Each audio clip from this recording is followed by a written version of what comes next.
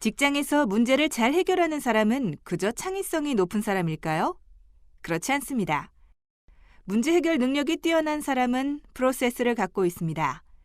창의성이 도움이 되지만 조직에서 결국 문제를 해결하는 사람은 프로세스를 갖추고 원인이 있는 단계에 관심을 갖고 집요하게 분석합니다. 신입사원 시절 배운 간단한 업무 처리 프로세스를 고도화해 자신만의 체계적인 문제 해결 프로세스를 구축한 사람이 문제를 잘 해결합니다. 경험과 경력이 늘어난다는 것은 창의성이 높아진다는 의미가 아니라 점차 체계적으로 일을 한다는 의미입니다.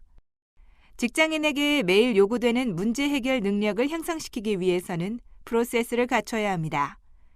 프로세스 존재 여부가 가져오는 차이는 큽니다. 문제가 끊임없이 발생하기 때문에 프로세스가 있다면 더 빠르고 적절하게 문제를 해결할 수 있습니다. 자신의 문제 해결 프로세스를 정리하고 체계화해야 합니다.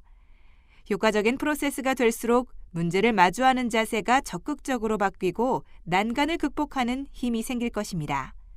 나아가 누적된 성공 경험으로 발전시켜 자신감이라는 선물로 돌아올 것입니다. 직장인에게는 매일같이 다양한 업무들이 주어지고 이 업무들은 일정한 기간 내에 완수해야 하는 과업들입니다. 업무를 체계적으로 수행하지 못할 경우 많은 문제에 맞닥뜨리게 되고 결국 기대하는 성과를 달성할 수 없게 됩니다. 체계적인 프로세스에 의해 업무를 진행하려면 업무의 특성과 흐름을 잘 이해하고 이에 맞는 업무 수행 계획을 수립해야 합니다. 이러한 과정을 통해 업무 수행 중 문제가 발생되었을 때 그 원인을 정확히 진단하고 신속하게 해결 방안을 제시할 수 있게 됨으로써 효과적인 업무 수행이 가능하게 됩니다. 이번 차시는 업무 수행 계획 수립 시 검토 사항, 업무 수행 계획 수립 시 주의 사항, 업무의 실행력을 높여주는 도구, 그리고 업무 방해 요소에 대해 살펴보도록 하겠습니다. 이번 시간에 학습할 내용에 대한 학습 목표를 알아보겠습니다. 오늘 학습을 마치고 나면 여러분들은 업무 수행 계획 수립 절차를 이해하고 설명할 수 있고 업무 수행을 방해하는 다양한 요인들을 찾고 해결 방안을 제시할 수 있습니다. 그럼 지금부터 본격적인 학습을 시작해 보도록 하겠습니다.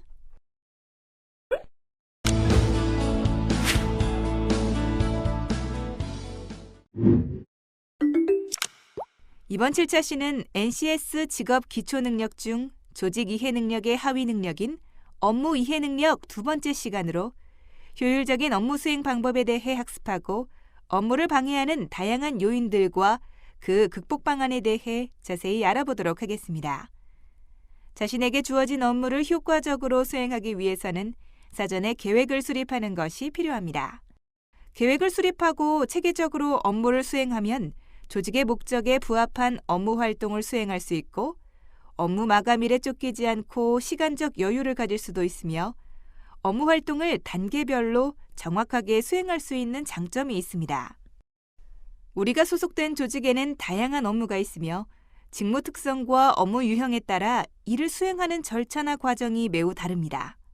또한 개인마다 선호도에 따라서 효과적인 업무 수행 방법이나 노하우가 있습니다.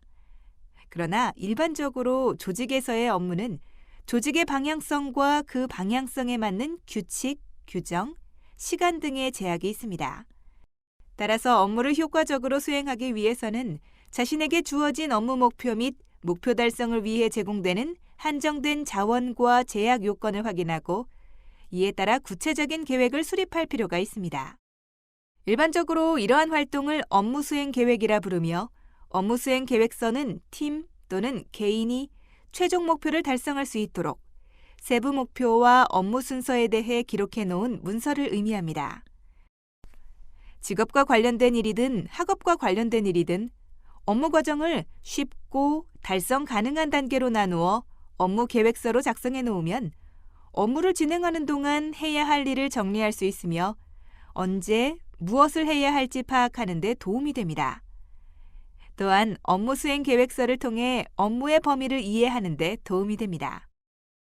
직업인이라면 업무의 효율성을 위해 업무 수행 계획서에 대한 이해가 필요합니다. 업무 수행 계획은 조직 차원의 큰 계획에서부터 업무 단위의 작은 계획까지 그 목적과 활용 범위에 따라 다양하므로 각각의 업무 수행 계획의 유형을 알아보고 자신이 담당한 업무의 목적 및 범위에 맞는 업무 수행 계획서를 작성할 수 있어야 합니다. 세부적인 업무 계획을 수립하기 위해서는 자신의 업무가 조직이 나아가는 방향에 있어 구체적으로 어떤 목표를 갖고 어떤 역할을 수행해야 하는지를 파악하는 것이 중요합니다. 우선 조직의 비전과 이를 실현할 경영 목표를 확인하고 중장기 사업 계획서를 통해 짧게는 3년, 길게는 10년의 기간 동안 달성해야 할 경영 목표를 확인해야 합니다. 그리고 중장기 사업 계획의 경영 목표를 현실화하기 위해 부서별로 작성된 연간 사업 계획서를 통해 수행할 업무의 구체적인 방향성을 확인해야 합니다. 연간 사업 계획서 상에는 각각 직무에 따라 수행해야 할 월별 업무 계획, 세부 내용, 실행 전략 등의 항목들이 기재되어 있어서 월간 업무 계획서 작성의 지침을 제공하고 월간 업무 계획서를 바탕으로 월별로 진행되는 중요한 업무의 진행 계획을 주 단위의 업무 계획서로 작성할 수 있게 됩니다. 그럼 각각의 단계가 갖는 의미를 조금 더 자세히 학습해 보도록 하겠습니다. 먼저 조직 비전 및 경영 목표 확인 단계입니다. 자신의 업무 파악을 위해서 우선 조직이 장기적으로 지향하는 목표, 가치관, 이념 등을 정확히 이해할 필요가 있습니다. 비전은 조직이 미래에 어떻게 되어야 하는지에 대한 이상적인 모습을 보여주지만 구체적인 형태가 없고 명확하지 않은 이유로 조직마다 비전에 대한 다양한 정의가 존재하지만 일반적으로 비전은 조직이 앞으로 나아가야 할 방향을 제시하고 있습니다. 경영 목표는 비전을 실체화하기 위해 더욱 구체적으로 표현한 것으로 조직의 목표를 기재한 문서입니다. 경영 목표는 기업의 특성 및 규모에 따라 달라질 수 있으며 일반적으로 경영 목표는 장기적인 것과 단기적인 것으로 구분할 수 있으나 일반적으로 단기적 경영 목표를 의미합니다. 경영에서 가장 중요한 것은 이익 증대이고 경영 목표는 이익 증대를 목표로 하기 때문에 이와 관련한 서비스 개선 및 수익성 증가, 기업의 성장 등이 경영 목표가 될 수 있습니다. 따라서 비전과 경영 목표의 확인은 자신의 업무 방향성과 역할을 이해하는 데 매우 중요한 역할을 한다고 볼 수 있습니다. 중장기 사업 계획서는 조직의 경영 목표를 달성하기 위해 조직을 둘러싼 미래 변화를 예측하여 이에 대응하는 단계적인 전략을 수립하여 작성하는 것으로 지금까지 조직의 업무 실적을 경쟁사 대비, 영업 실적 대비, 거래처별 대비, 개인별 대비 등으로 평가하여 향후 중장기 동안 조직이 수행할 계획을 수립한 것입니다. 조직의 사업 유형에 따라 부서를 나눠서 작성하는 때도 있는데 특히 영업부, 판매부, 생산부 같은 경우에는 개별적으로 작성하기도 합니다. 중장기 사업 계획서에는 회사 현황, 환경 분석, 전략 수립, 그리고 기대 효과와 같은 내용이 포함됩니다. 연간 업무 계획서는 중장기 사업 계획서를 기준으로 연 단위의 단계별로 수행할 업무 목표를 조직에서 제공하는 표준화된 서식과 절차에 따라 작성한 계획서입니다.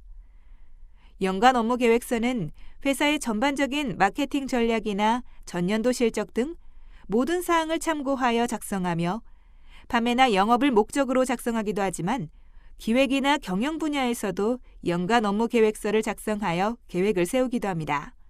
연간 업무 계획서를 통해 전체적인 업무 진행 상황을 예측할 수 있고 이를 바탕으로 세부적인 업무 일정을 잡기가 쉽습니다.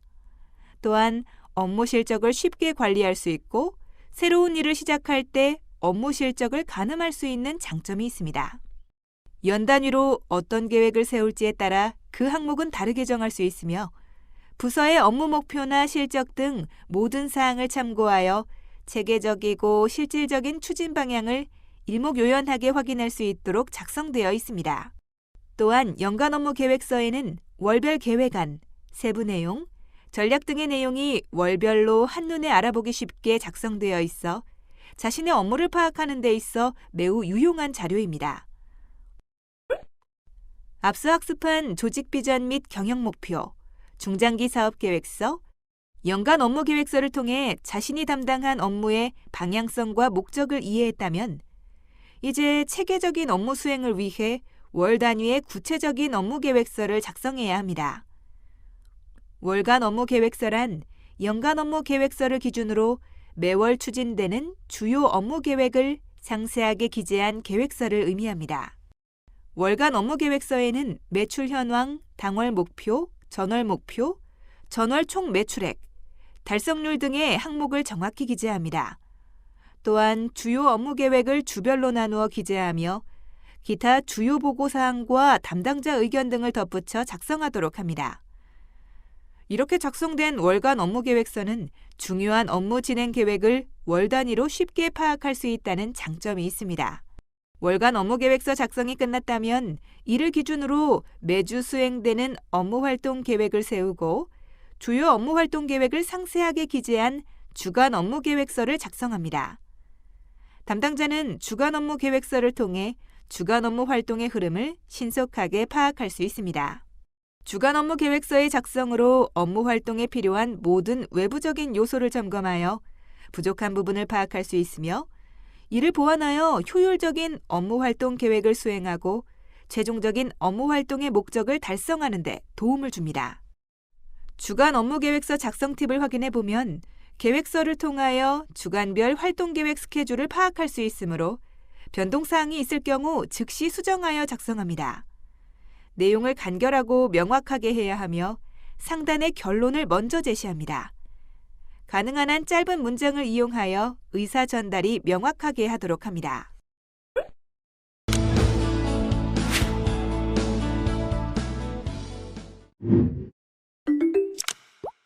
이번에는 업무 수행 계획 수립 시 주의해야 할 사항에 대해 알아보겠습니다. 먼저 업무 수행 계획서를 작성하는 목적을 파악합니다. 업무 수행 계획서를 작성하는 이유는 다양하며 이유에 따라 내용이나 양식이 크게 달라질 수 있습니다.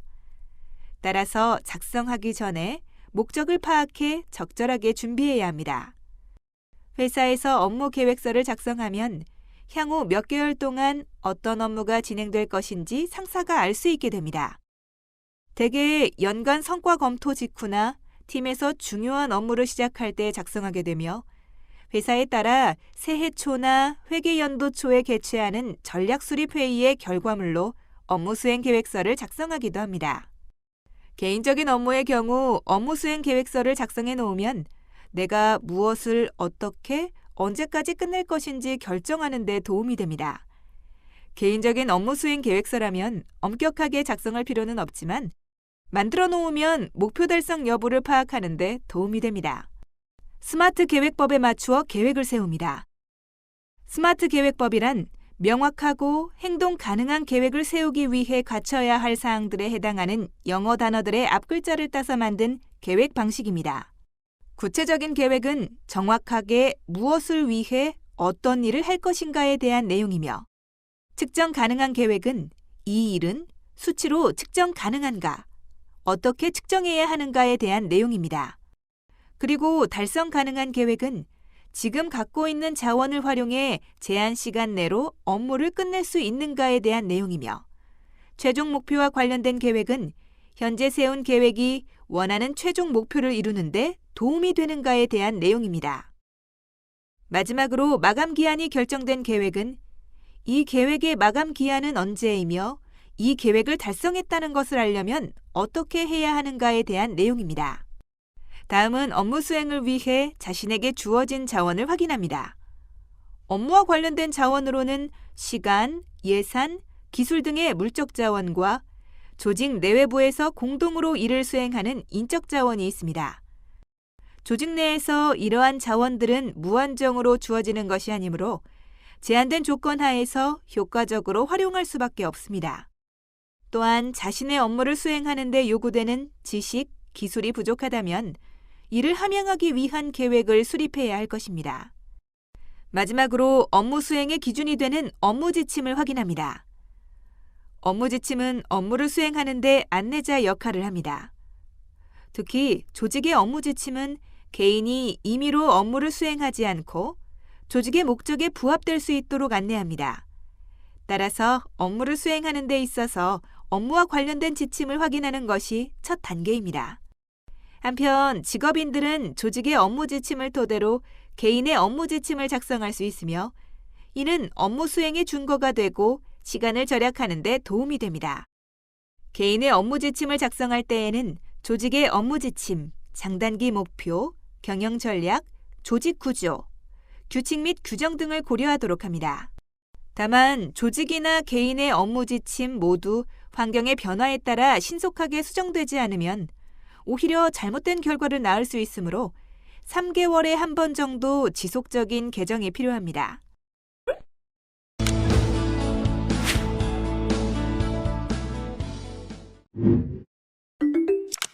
업무 수행 계획 수립에 활용 가능한 도구로는 YBS, 책임 분석표, 퍼트 차트, 간트 차트, 워크플로 시트, 체크리스트 등이 있으며 개인의 경험에 따라 자유롭게 작성할 수 있습니다.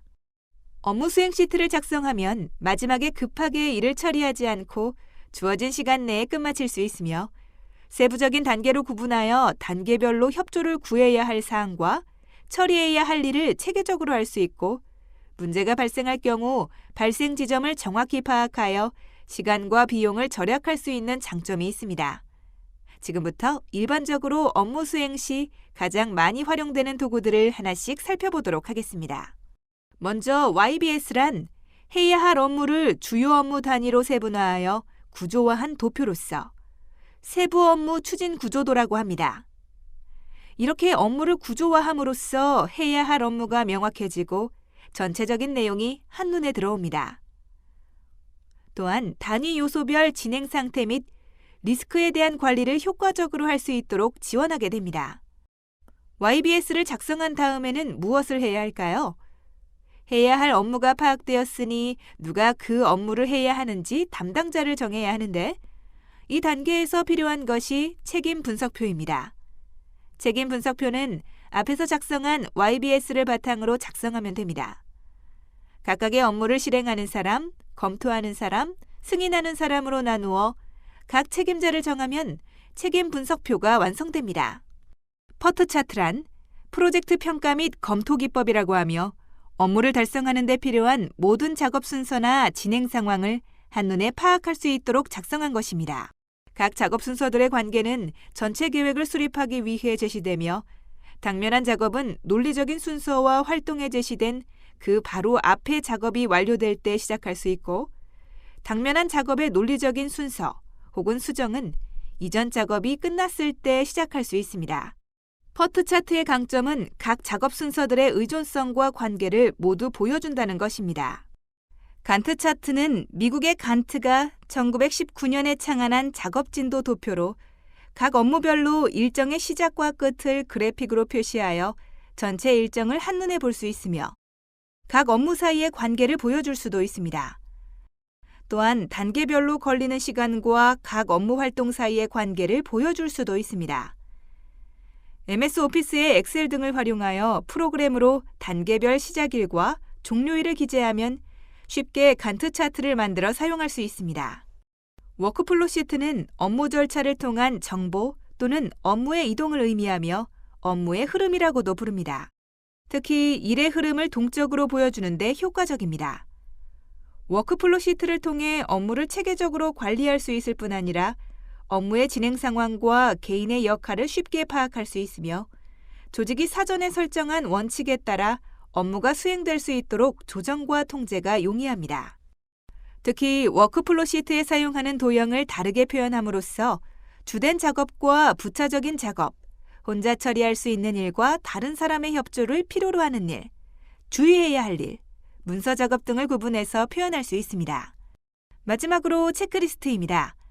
체크리스트는 업무의 각 단계를 효과적으로 수행했는지 자가 점검해 볼 수 있는 도구입니다. 체크리스트는 부서마다 또는 직무마다 체크할 항목이 매우 다양하지만 수행 단계별 업무 확인을 통해 업무 진행 시 문제점과 업무 제반 사항에 대한 파악은 매우 쉽습니다. 또한 실제 업무 수행에 대한 세부적인 활동 사항과 각 활동별로 기대되는 수행 수준을 달성했는지를 확인하는 데에는 효과적입니다. 그러나 체크리스트는 앞서 살펴본 다른 도구들에 비교해 시간의 흐름을 표현하는 데에는 한계가 있습니다.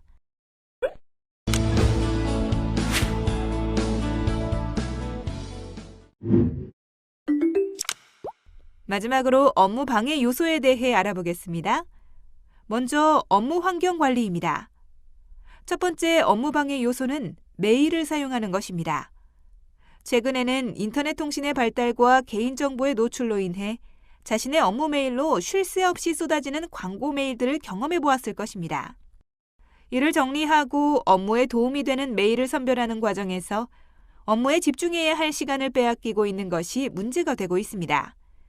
따라서 개인 메일과 업무용 메일을 구분하고 필요한 경우에만 업무용 메일을 사용하고 개인적인 용도로는 사용하지 않는 것이 좋습니다. 또한 이들을 효과적으로 통제할 수 있는 제1의 원칙은 시간을 정해놓으라는 것입니다.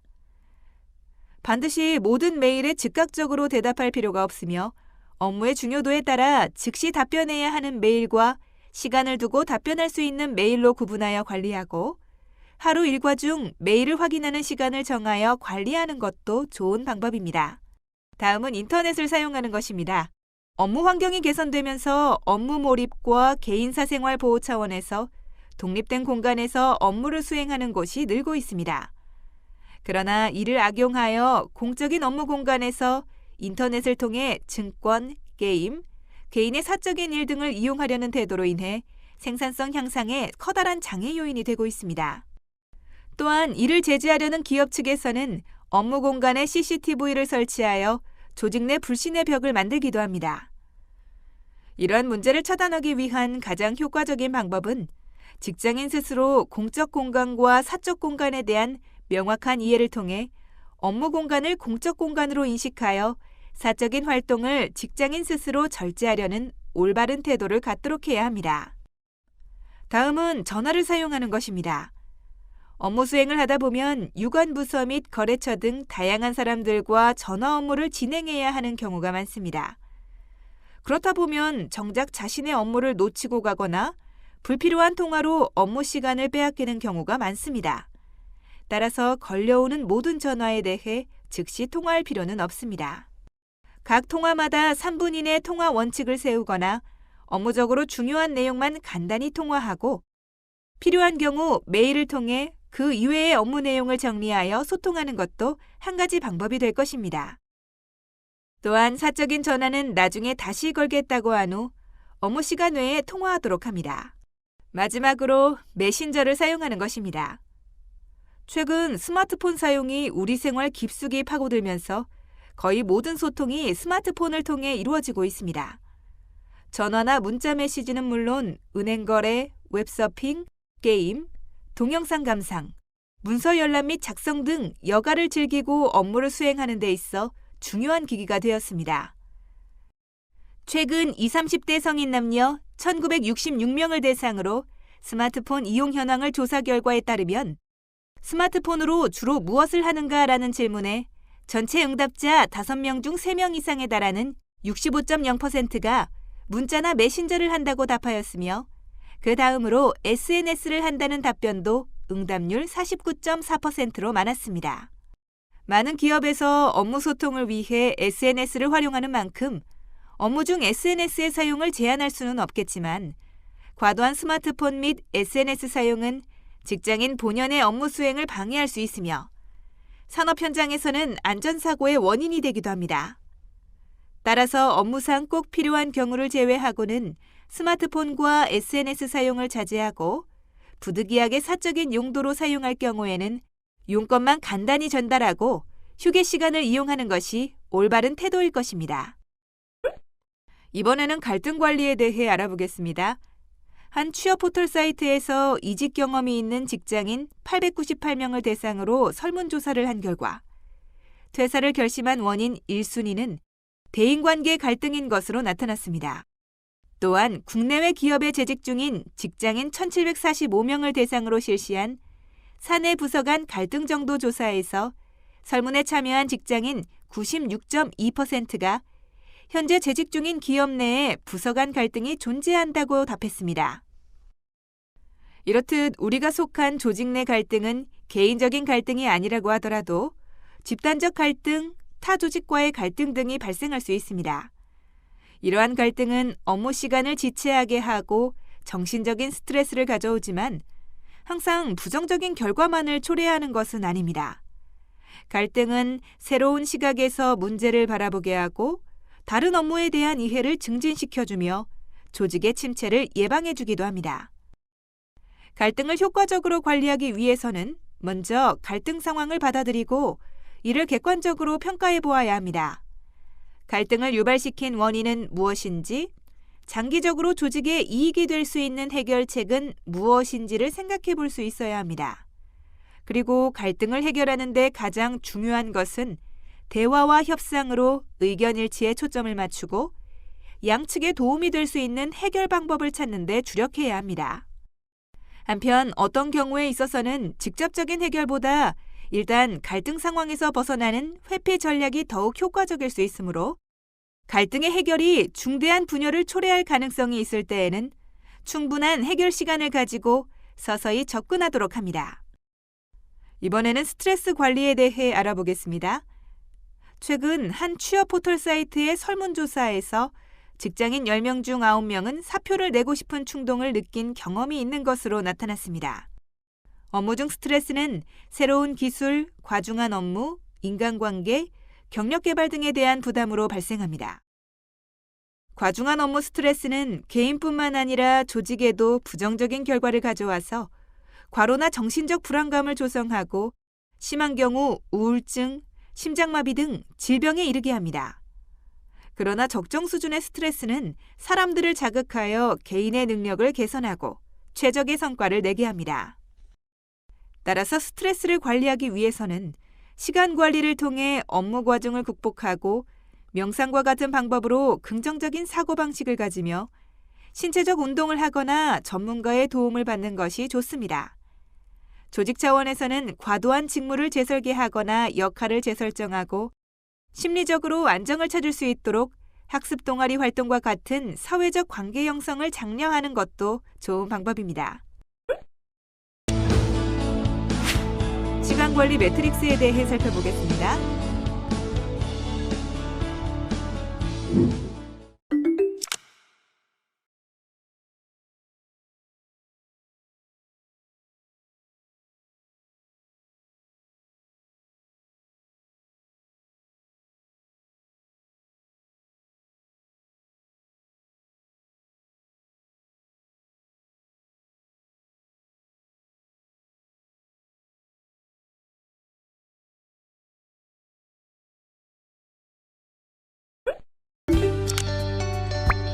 다음의 질문에 대한 각자의 의견을 입력하고 저장하기 버튼을 클릭하세요. 전문가 의견 보기를 클릭하면 전문가의 의견을 살펴보실 수 있습니다. 이번 시간의 학습 목표를 잘 성취하였는지 퀴즈를 통해 확인해 보도록 하겠습니다. 지금까지 배운 내용을 떠올리며 천천히 읽어보시기 바랍니다. 내용을 출력하여 필요할 경우 한 번 더 살펴보면 더 많은 도움이 될 수 있습니다.